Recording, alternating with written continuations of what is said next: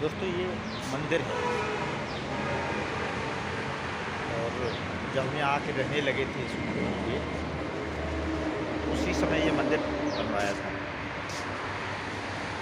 यहाँ आप देख सकते हैं कि शुभ और लाभ लिखा हुआ है, शुभ लाभ। मैं थोड़ा सी बातें अपने पापा जी के बारे में बताऊं। हमारे पापा जी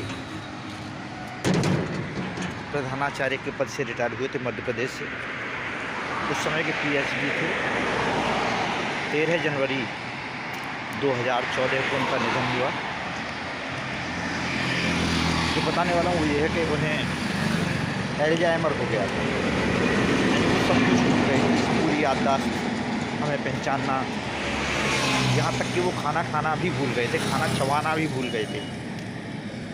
तो हमें उन्हें मुंह में रोटी देनी पड़ती थी, नहलाना पड़ता था, दांत साफ करवाने पड़ते थे, ब्रश करवाना पड़ता था।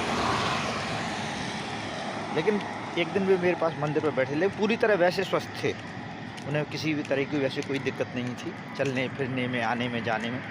लेकिन याद कुछ नहीं था उन्हें।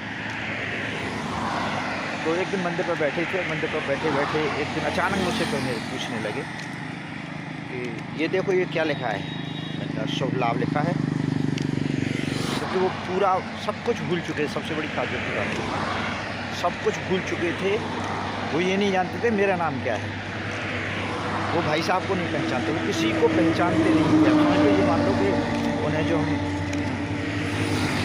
खाना खिलाते थे तो वो मुंह में रखते थे टुकड़ा और उसके बाद उनसे कहते थे ये चबाओ, ये तक भूल चुके थे। क्षमा चाहूँगा, वहाँ बहुत ज़्यादा शोर हो रहा था इसलिए मैं रिकॉर्ड नहीं कर पाया। तो वो सब कुछ भूल चुके थे।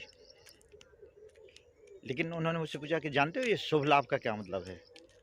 बोले, मैंने बोला नहीं जानता, आप बताइए। तो कहने लगे कि शुभ लाभ का मतलब होता है कि हमारे पास हम जो भी काम करते हैं उससे हमें जो भी लाभ होता है वो शुभ ही होना चाहिए, किसी भी तरह अशुभ लाभ ना हो।